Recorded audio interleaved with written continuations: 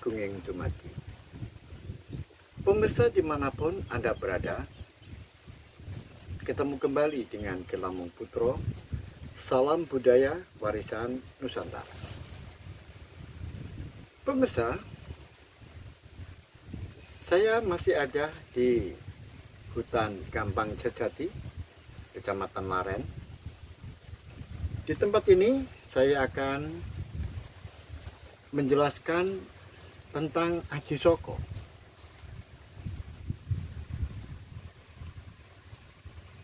Aji Saka ini merupakan cerita yang sangat populer di tanah Pulau Jawa. Oleh sebab itu,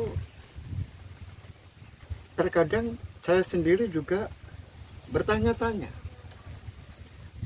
apakah cerita Aji Saka itu merupakan cerita yang realistis atau sebuah cerita pasemon? Karena nenek moyang kita, orang Jawa itu sangat senang dengan menggunakan kalimat-kalimat pasemon atau cerita-cerita pasemon. Cerita yang disebut dengan cerita pasemon itu adalah cerita yang tidak sebenarnya. Tetapi di dalam cerita itu memang ada bagian kulitnya, tetapi ada bagian yang terdalam yang sengaja disembunyikan oleh pengarangnya. Tetapi itulah yang menjadi sasaran tembak seorang sastrawan agar para pembacanya itu mengambil pesan yang tersembunyi itu. Itu adalah cerita pasemon. Nah, untuk cerita Aji Saka ini, apakah termasuk cerita-cerita pasemon atau cerita yang sesungguhnya? Nah, oleh sebab itu, pemirsa dimanapun Anda berada, saya akan cerita dulu tentang alur cerita dari cerita Aji Saka. Diceritakan bahwa di Jawa Tengah ada sebuah kerajaan yang namanya Kerajaan Medang. Kerajaan Medang ini, kalau di dalam sejarah, didirikan oleh Sang Hyang Prabu Sanjaya. Setelah silih berganti raja-raja, maka kerajaan yang didirikan oleh Sanjaya ini dikenal dengan Kerajaan Mataram Hindu. Nah, setelah silih berganti kerajaan di Jawa Tengah ini, berganti raja satu ke raja yang lain, sehingga sampai akhirnya entah akibat apa yang menyebabkan Empu Sendok beserta istrinya Sri Wardani Empu Kebi kemudian memindahkan kerajaan itu dari Jawa Tengah menuju ke Jawa Timur sekitar abad 9 atau 10. Nah, bekas-bekas kerajaan Medang Kamolan yang ada di Jawa Timur itu sampai sekarang bisa disaksikan di lereng Gunung Penanggungan. Itu banyak sisa-sisa peninggalan dari kerajaan Medang Kamolan. Nah, mengapa saya harus menceritakan atau mengawali terlebih dahulu tentang Medang Kamolan? Karena ini penting, yaitu yang namanya figur Aji Saka itu nanti menjadi raja di Medang, yaitu Medang Kamolan. Oleh sebab itu, saya urutkan dulu ceritanya. Yang pertama, ada seorang figur yang namanya Ajisaka datang dari Sengkan. Ada yang menafsirkan Sengkan ini adalah India. Kemudian datang ke Pulau Jawa, disertai dengan 2 orang abdinya yang bernama Duro dan Sembodo. Sebelum sampai di Pulau Jawa, Ajisaka ini kemudian bersama dengan Duro dan Sembodo mampir dahulu ke sebuah pulau, namanya Pulau Majeti. Setelah sampai di Pulau Majeti, Ajisaka kemudian memerintahkan kepada Duro untuk tinggal sementara waktu di Pulau Majeti sambil dipusakai keris dan berpesan agar jangan sampai keris ini diberikan kepada orang lain kecuali dirinya sendiri yang mengambil, yaitu Ajisaka. Maka Sembodo diajaklah ke Jawa. Setelah sampai di Jawa, maka Ajisaka dan sahabatnya ini, Sembodo, bertemu dengan masyarakat di Jawa, yaitu bertamu di sebuah rumah, yaitu rumah pemimpin di pedesaan. Kemudian menginaplah di tempat itu. Saat menginap, maka yang empunya rumah ini bercerita bahwa putrinya yang namanya Roro Cangke tidak lama lagi akan dimangsa oleh Raja Medangka Molan, yaitu yang bernama Dewoto Cengkah. Kemudian Ajisaka saat pergi ke Kiwan, Kiwan itu adalah toilet, secara tidak sengaja bersamaan dengan Roro Cangke. Ternyata Roro Cangke ini gadis yang sangat cantik.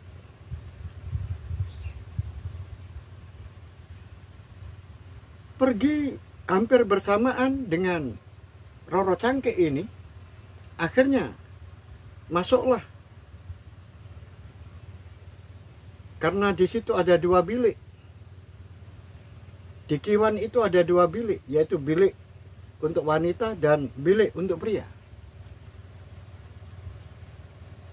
Ketika bersama-sama masuk di masing-masing bilik, kemudian Ajisaka ini karena tertarik hatinya kepada Roro Cangke, kemudian membayangkan keindahan, kecantikan dari Roro Cangke, sehingga sampai mengeluarkan nutfah. Demikian juga di bilik yang lain yang namanya Roro Cangke. Setelah melihat Ajisoko yang tampan, dia juga membayangkan ketampanan Ajisoko. Sehingga 2 orang ini di masing-masing bilik dalam satu tempat yang namanya Kiwan, ini saling membayangkan antara satu dengan yang lain. Nah, akhirnya nutfah dari Ajisoko ini, saat Ajisoko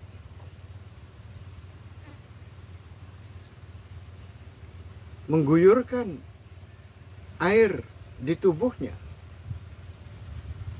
maka nutfah ini terhanyut oleh air yang berasal dari Kiwan tadi. Kemudian mengikuti arus aliran air dari Kiwan itu, Dan di sana, di luar kiwan, ternyata ada ayam jago. Ayam jago ini haus, kehausan. Kemudian di situ ada nutfah yang ikut aliran air ini, kemudian dipatok oleh ayam jago itu. Aneh, ayam jago ini tiba-tiba bersifat seperti betina. Dan ayam jago ini kemudian bertelur. Bertelur di sebuah lumbung padi. Dan anehnya, ayam jago ini mendoro dengan roro cangkih. Mendoro itu artinya lulut, tunduk, menurut apa yang diperintahkan oleh roro cangkih. Selanjutnya, datanglah Patih Bajul Sengoro, yaitu patih dari Dewoto Cengkar, yang datang menemui ayahnya Roro Cangkih,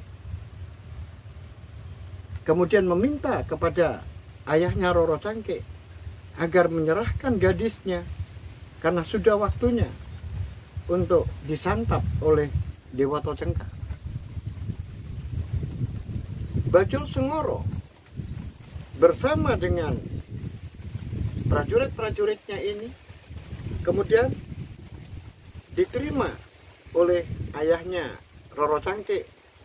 Tetapi karena Aji Soko ini sudah mengetahui sebelumnya, karena mendapatkan cerita dari ayahnya Roro Cangkih kalau Roro Cangkih akan dimangsa oleh Dewoto Cengkar, maka Aji Saka ini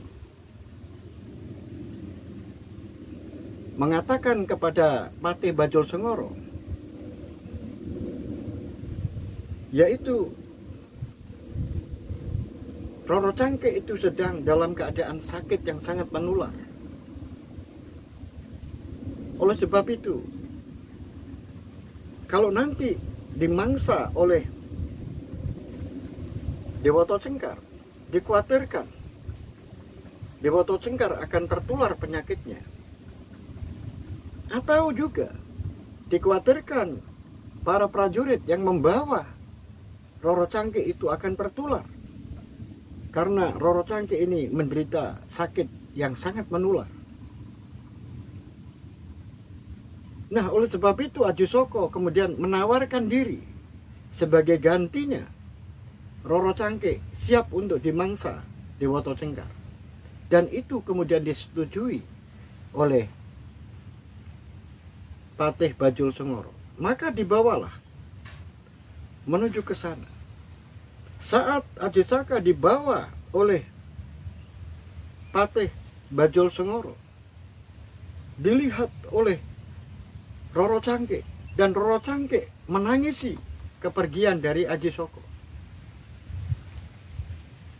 Pemirsa dimanapun Anda berada, Aji Soko kemudian tiba di Mendang Kamolan. Dan kemudian Prabu Dewoto Cengkar memerintahkan agar memasak daging manusia. Dan saat itulah Patih Bajul Sengoro mendatangi Aji Soko yang masih diisolasi di penjara. Kemudian diberitahukan dirinya akan siap dimangsa oleh Dewoto Cengkar. Tetapi Aji Soko kemudian menyampaikan kepada Bajul Sengoro agar dipenuhi dulu permintaan terakhirnya. Nah, setelah ditanya oleh Bajul Sengoro apa permintaan terakhir, permintaan terakhir Aji Soko adalah meminta sebidang tanah sekencang dari udeng yang dipakainya. Udengnya berwarna putih. Tentu saja permintaan yang sangat mudah menurut pendapatnya Patih Bajul Sengoro. Maka disampaikan permintaan terakhir itu. Nah, akhirnya permintaan itu dipenuhi oleh Dewata Cengkar, artinya disanggupi. Maka setelah tiba saatnya Aji Saka mau dimangsa oleh Dewata Cengkar sesuai dengan permintaannya, yaitu minta tanah di alun-alun yang sekencang udeng yang dipakainya. Setelah itu disaksikan banyak orang, maka berhadapanlah Dewata Cengkar dengan Aji Saka, dan kemudian udengnya dilepas, kemudian ujung-ujungnya dipegang oleh keduanya. Setelah pojok-pojok udeng ini dipegang masing-masing, maka dimulailah untuk menggelar udeng itu. Ternyata udeng ini tidak bisa kencang, masih terus mulur. Dan terus Aji Saka mundur. Demikian juga Dewata Cengkar juga mundur. Pemirsa dimanapun Anda berada, sehingga Prabu Dewata Cengkar mundurnya ini sampailah ke sebuah jurang. Dan setelah itu Aji Saka melibaskan udengnya. Dewata Cengkar kemudian terjatuh, terprosok ke jurang, dan masuklah Dewata Cengkar ke Laut Kidul. Setelah Dewata Cengkar terprosok dan masuk ke Laut Kidul, Dewata Cengkar tidak mati.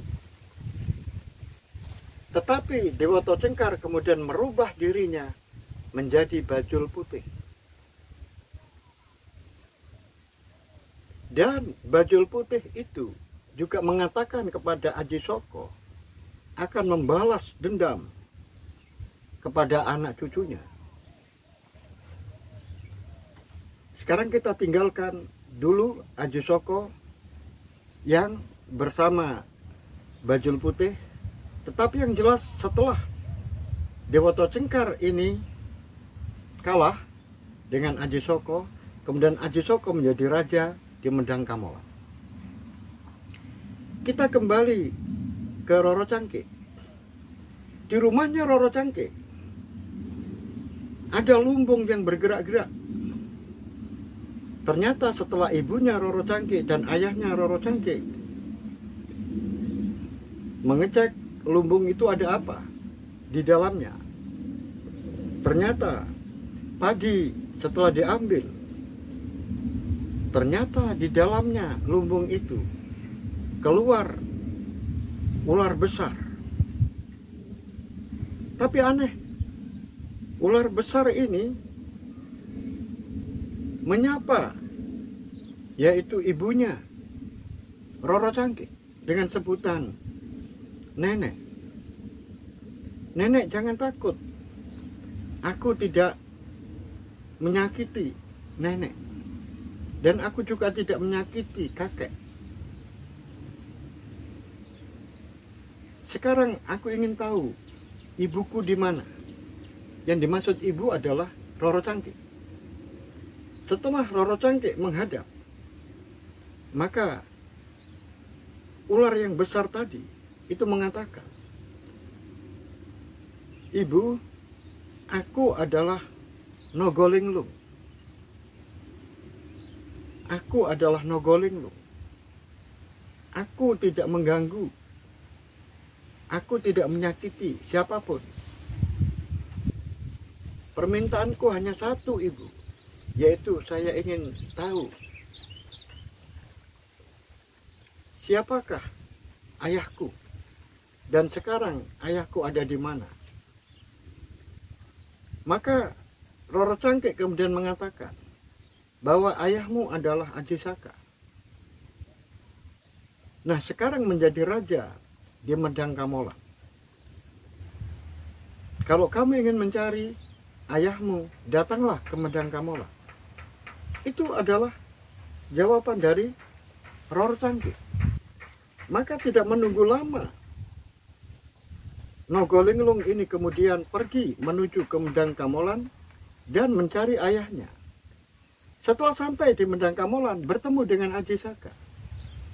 Tentu saja Aji Saka tidak bisa menerima begitu saja. Karena yang datang itu adalah ular besar yang sangat menakutkan.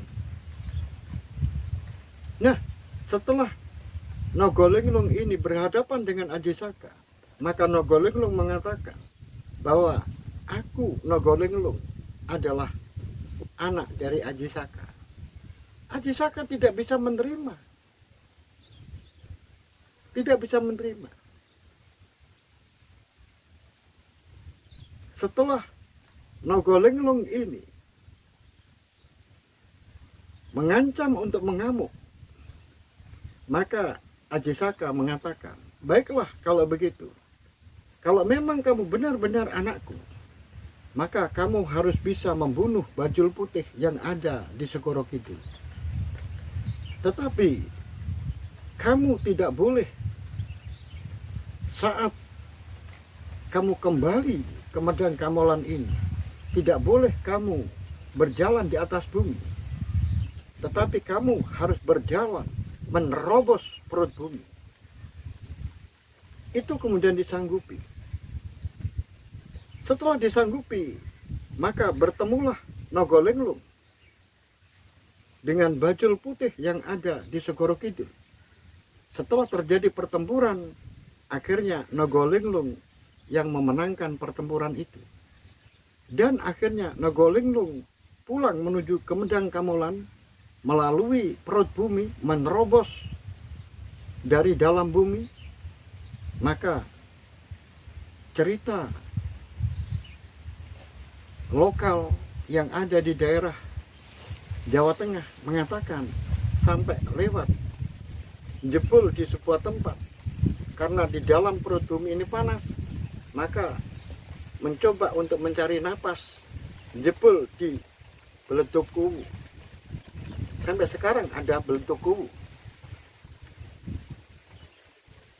Kemudian sampailah yang namanya Nogolinglung ini di kerajaan Medang Kamolan dan bertemu dengan Aji Saka dan kemudian ditempatkan di sebuah tempat yaitu Taman Sari. Di dalam Taman Sari itu Aji Saka memiliki banyak tanaman dan juga banyak binatang-binatang piaraan. Ada kambing, ada sapi, ada kerbau, ada kuda, dan bermacam-macam tumbuh-tumbuhan. Nah, sekarang Aji Saka sudah menjadi raja. Sudah menjadi raja. Yaitu Raja Medang Kamolan. Setelah itu memanggil sahabatnya yang namanya Sembodo untuk pergi ke Pulau Majeti mengambil pusaka yang dibawa oleh Doro. Maka datanglah Sembodo ke Pulau Majeti menemui Doro dan meminta kepada Doro untuk menyerahkan pusaka dari Aji Saka. Tetapi Doro karena berpegang teguh pada pesan Aji Saka, jangan sampai ada orang lain yang mengambil pusaka itu. Dan jangan diberikan pusaka itu kepada orang lain selain Aji Saka sendiri. Tetapi Sembodo juga begitu. Dia tidak akan mau pulang ke Medang Kamolan kalau tidak membawa pusaka yang dipesan oleh Aji Saka. Akhirnya dua sahabat ini bertempur dan keduanya mati. Setelah itu datang Aji Saka ke Pulau Majeti dan untuk mengenang dua sahabatnya itu, maka dibuatlah sebuah susunan ukoro yang isinya adalah Hono Caroko Doto Sawolo, Podo Joyonyo, Monggo Botongo. Ada utusan. Doto Sawolo sama-sama bertengkar. Podo Joyonyo sama-sama saktinya. Monggo Botongo sama-sama matinya. Itu yang akhirnya dijadikan pedoman untuk penulisan huruf-huruf Jawa. Aji Saka kemudian menjadi raja di Medang Kamolan. Dan di sana masih ada anaknya, yaitu Nogolenglung yang berada di Taman Sari. Ternyata Nogolenglung ini semua yang ada di Taman Sari itu, baik tumbuh-tumbuhannya maupun binatangnya, habis dimangsa. Nah, itu yang menjadikan Aji Saka marah dan akhirnya diusir dari Taman Sari itu, kemudian ditempatkan di sebuah hutan. Maka Aji Saka mengatakan kepada Nogolenglung, tidak boleh memangsa. Kamu tidak boleh makan atau tidak boleh memangsa, baik itu binatang maupun manusia. Oleh sebab itu, Nogolenglung saat ada di hutan itu, akhirnya dia mengkamuflase diri, yaitu dengan membuka mulutnya selebar-lebarnya. Dan lama-kelamaan, karena dia bertapa membuka mulut itu, diharapkan ada orang yang mau masuk atau binatang yang masuk ke mulutnya itu. Berarti dia tidak menyalahi, karena dia tidak memangsa, tetapi ada mangsa yang datang sendiri. Nah, Alkisah selanjutnya, pada saat hujan deras, maka ada 9 anak. Sebetulnya adalah 10. Tetapi karena yang satu ini menderita sakit kulit, akhirnya 9 orang ini, yaitu pengembala kambing yang ada di hutan itu, karena hujannya deras, maka dia mencoba untuk mencari lindungan.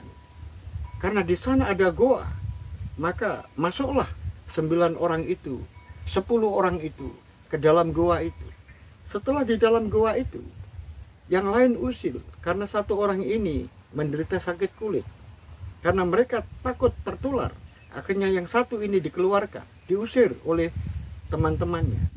Kemudian dia mencari naungan di sebuah pohon besar yang tidak jauh dari goa itu.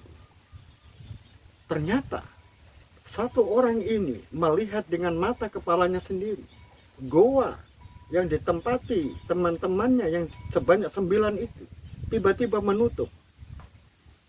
Ternyata setelah diketahui itu bukan goa, tetapi itu adalah mulutnya Nogolenglung yang bertapa di tempat itu. Maka Nogolenglung kemudian dilaporkan kepada pemimpin-pemimpin yang ada di tempat itu. Dan kemudian mereka bersama-sama mencoba untuk membunuh Nogolenglung itu. Tetapi Nogolenglung tidak akan bisa dibunuh. Oleh sebab itu dilaporkan kepada Aji Saka bahwa anaknya memangsa 9 orang bocah Angon. Dan akhirnya Aji Saka memanggil ibunya, kakeknya, dan neneknya datang ke Medang Kamolan, memberitahukan tentang cucunya yang memangsa 9 orang. Maka apa yang terjadi? Dipanteklah Nogolenglung itu, yaitu mulutnya, kemudian ditutup, dan setelah itu dipantek tepi-tepinya. Dipantek itu artinya dipatek, dipasak, supaya tidak bisa membuka mulut, dan akhirnya nogolenglung mati. Pemirsa dimanapun Anda berada, disitulah ceritanya. Nah, apakah cerita ini benar-benar cerita yang realistis atau cerita apa semua? Nah, itu semuanya terserah dari sudut pandang apa dari pemirsa. Tetapi banyak orang mengatakan bahwa ini adalah cerita sesungguhnya, dan itu tidak salah karena ini cerita. Tetapi setelah saya renungkan, saya curiga bahwa cerita ini bukan cerita yang sebenarnya. Cerita ini cuma cerita pasemon. Pasemon yang diharapkan orang-orang itu bisa menangkap di balik cerita itu. Nah, oleh sebab itu, nanti akan saya uraikan pasemon-pasemon apa yang ada di dalam cerita itu. Pemirsa dimanapun Anda berada, demikian yang saya sampaikan. Dan nanti saya akan membuat video yaitu tentang makna-makna, nilai-nilai yang terkandung pasemon-pasemon apa yang ada di dalam cerita ini. Tunggu video saya selanjutnya. Sampai di sini saya ucapkan banyak terima kasih. Rahayu, rahayu, rahayu, rahayu sagunging dumadi.